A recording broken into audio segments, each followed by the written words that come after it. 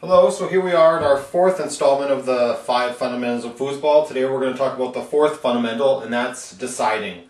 So as a quick reminder, first fundamental is to get control of the ball. So say I got control of the ball here on the 5 bar. Second thing you got to do is set it up. So for me, I do a series over here. This is where I set up. And then you got to read. The third fundamental is reading. You're kind of just looking at the defense, seeing how they react to your movements. And then fourth fundamental is then to decide. So based on what you read, so as you went through your cycles, you have to kind of decide which of your options you're going to attempt to do. And once you decide, you don't necessarily have to execute it right away, but that's the fifth fundamental, is to execute. Once you decide, you don't have to execute right away, because sometimes you can say, okay, I brought it over. Every time I brought it over, he was kind of up over here, kind of blocking lane. So you kind of, now I've decided I'm going wall, and you can kind of, now I'm going to just make sure I hide that down, nice and smooth kind of thing, and then you can decide and then execute later. Maybe even execute another possession later. Like, say for example, for like a good key point, you might at 3-3 kind of look at the defense and kind of, go back and forth and kind of think, okay, what am I going to do when it's like, say 4-4, or when I got the ball, when I have 4 kind of thing. You might be reading for another possession. I know a lot of the top pro masters do that. Dave Gummison is kind of one I've run into that has done that many times on the 3 bar. Well, on 3-3 or 3-4, he'll get the ball here, he'll set up, really look at the defense, kind of throw a couple fakes, really look at the defense for a good 10-15 seconds, and then call timeout. And then he won't shoot what he saw that time. He'll save it for later. At least that's the perception of what I saw happening, because I was pretty aware of what kind of defense I was doing when I was playing him at that possession. He didn't shoot against that defense. He shot for a different reason at that possession, but then later on he shot, I think it was even a straight at that time. So anyways, that's another option of thing you can do, is to read and then decide for another time. But okay, so get back to a current possession. So got control, you set up, you're back and forth, and just kind of just being aware, being open to what the defense is giving you. As I go through my repetitions here, and if you do a brush pass, kind of same thing. You're hovering. Based on the hovers, kind of what does the defense do?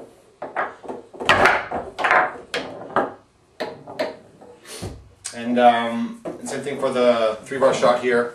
You kind of get the ball set up based on my options, so I can go push, pull, or middle, and kind of look at the defense and say the defense was over here or something like that. I could say, okay, fine, I'm gonna go pull, or I could actually I could do a 3/4 cut through there, but I'll go pull this time.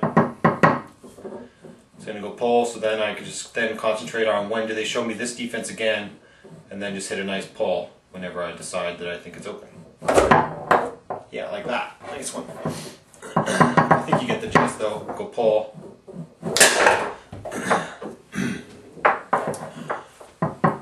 Same thing back here from the 2 bar. Hopefully you can see this, that the camera's set up properly.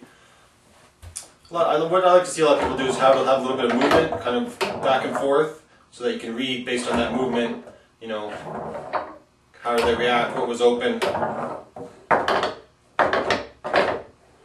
You can read, and then you can decide, well, when I moved it over, he was pretty still, I could hit that nice long spray. So, something like that, whatever. Let's try that again and actually hit the shot I want.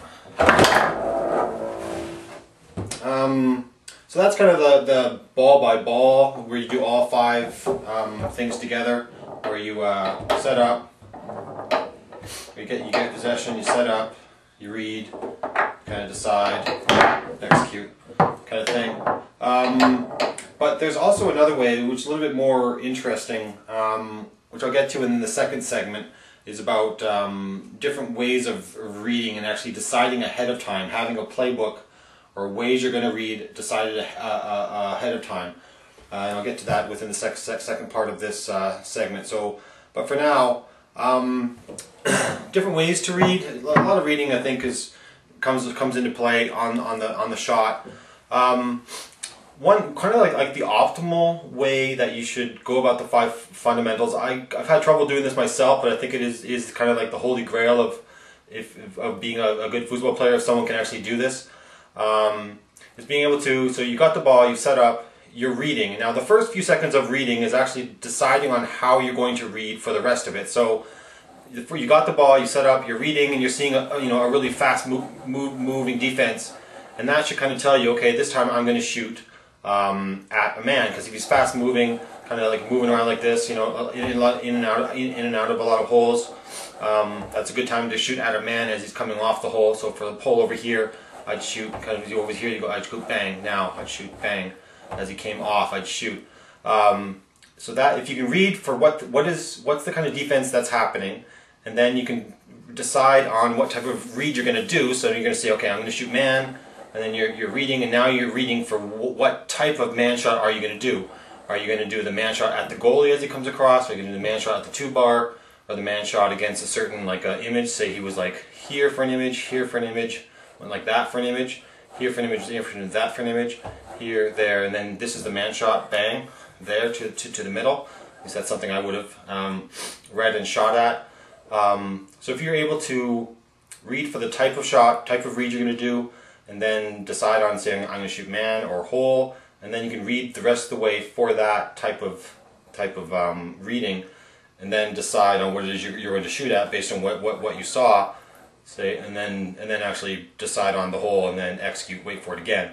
So that's kind of a more complicated. Yeah, you're reading for how you're going to shoot, and then you made up your mind as to how you're going to read, and then you're reading again with that type of reading mechanism in mind, either shooting man, shooting hole, shooting at images, doing pre-reads, whatever it is, all within a single possession. It takes a lot of time. I personally don't have enough patience for that.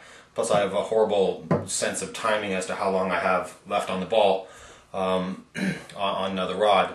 So I kind of have to have my mind up how I'm reading ahead of time, and that's just what's worked best for me in the past, or so far, anyways. So it also applies on the 5-bar as well. Like you can kind of think if you're going back and forth. Say you're doing a brush series. The first couple of seconds you can kind of take a look at the defense and kind of think, well, is he really stationary defense?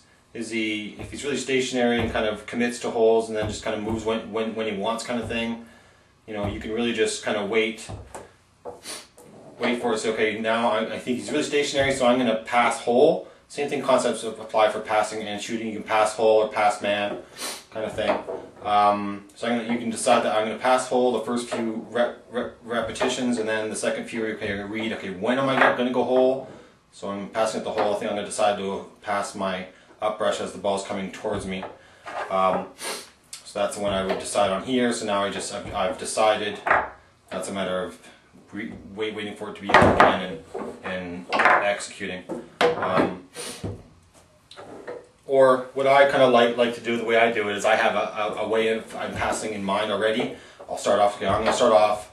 I might take the first couple balls to kind of feel out the defense as to how I'm going to read, but from then on I'm like, okay, I'm reading hole against this guy. He's really still, so I just got to go through my repetitions and pass on the hole. I'll go back to my tic-tac series here, so I can think, okay, I'm just gonna be passing hole. Wait till he really commits to that wall, and then bust a lane, or vice versa. Wait till he comes up for that lane pass, so then I can just put in a smooth little wall. That's passing hole. And then if that wasn't working, if passing hole wasn't working, I'd then start to decide on passing at the man instead. Because then if my passing hole wasn't working, kind of the option off hole passing is to pass at a man, because all of a sudden if the hole was there and you passed into it and he jumped out, well then he's likely jumping off a hole or off a spot into another spot, so then it would make sense to be able to pass at that man. Say for example, if he was just coming off that wall, let's say for example he fell for a lane fake down kind of thing. So I'd lane fake down, so he would be coming off. I'd lane fake, that pull him off the wall, because if you had blocking it that way in mind, kind of thing. Okay, so I'll stop there and go on to the next segment where I'll talk about playbooks and different ways to read and what I've done in the past and what's worked and what hasn't.